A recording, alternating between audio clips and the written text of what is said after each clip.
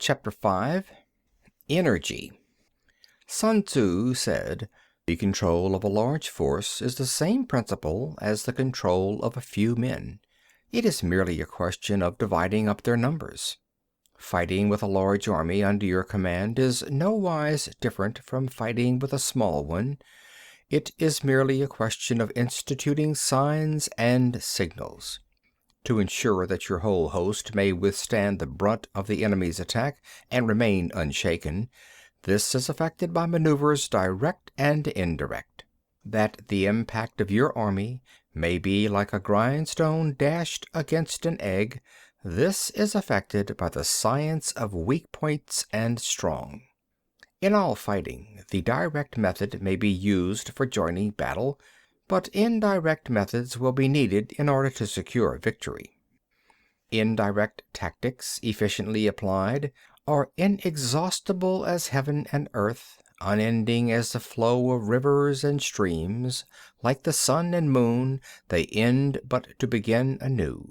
Like the four seasons, they pass away to return once more. There are not more than 5 musical notes, yet the combination of these 5 give rise to more melodies than can ever be heard. There are not more than 5 primary colors, blue, yellow, red, white, and black, yet in combination they produce more hues than can ever be seen. There are not more than 5 cardinal tastes, sour, acrid, salt, sweet, bitter, yet combinations of them yield more flavors than can ever be tasted. In battle, there are not more than 2 methods of attack, the direct and the indirect. Yet these 2 in combination give rise to an endless series of maneuvers. The direct and the indirect lead on to each other in turn. It is like moving in a circle. You never come to an end. Who can exhaust the possibilities of their combination? The onset of troops is like the rush of a torrent which will even roll stones along in its course.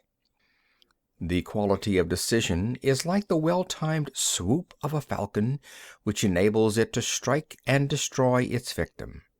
Therefore the good fighter will be terrible in his onset and prompt in his decision. Energy may be likened to the bending of a crossbow, decision to the releasing of a trigger. Amid the turmoil and tumult of battle, there may be seeming disorder and yet no real disorder at all. Amid confusion and chaos, your array may be without head or tail, yet it will be proof against defeat. Simulated disorder postulates perfect discipline.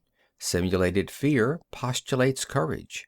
Simulated weakness postulates strength.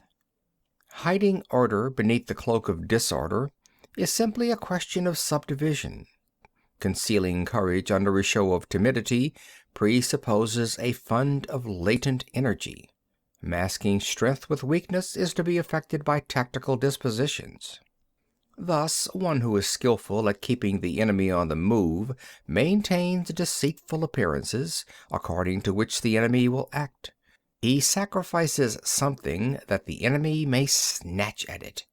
By holding out baits he keeps him on the march, then with a body of picked men he lies in wait for him.